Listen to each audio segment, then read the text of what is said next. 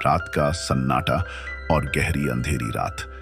रमेश अपने कमरे में सोने की तैयारी कर रहा था कि तभी फोन की घंटी बज उठी।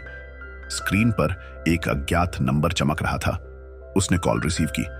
दूसरी तरफ से एक धीमी डरावनी आवाज आई, जंगल की ओर आओ, तुम्हारा इंतजार हो रहा है। रमेश असमंजस में था।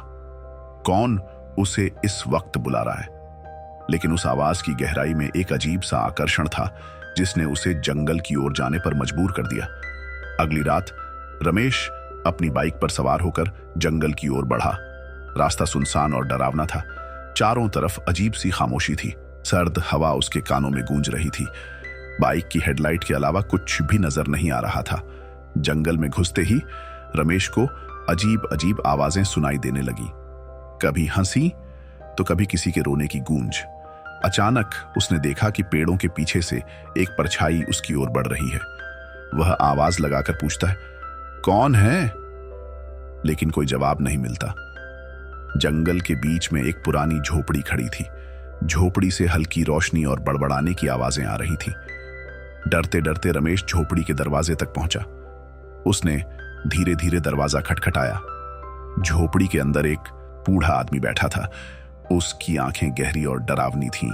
उसने रमेश को घूरते हुए कहा, तुमने यहां कदम रखा तो अब तुम वापस नहीं जा सकते। यह जंगल श्रापित है। रमेश घबराकर भागने की कोशिश करता है, लेकिन झोपड़ी का दरवाजा अपने आप बंद हो जाता है। रमेश झोपड़ी से भागता है और जंगल के अंदर दौड़ने लगता है, लेकिन हर तरफ से डरावनी आकृतियां उसका पीछा कर रही थीं। पेड़ों की शाखाएं अचानक जिंदा होकर उसे जकड़ने की कोशिश कर रही थीं।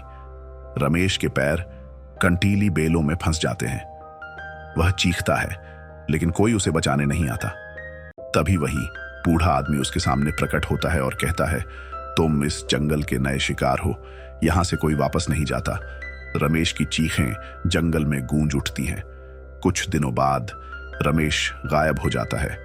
उसकी खोजबीन के बावजूद कोई उसे नहीं ढूंढ पाता। फिर एक और व्यक्ति को उसी अज्ञात नंबर से फोन आता है और वही कहानी दोहराई जाती है।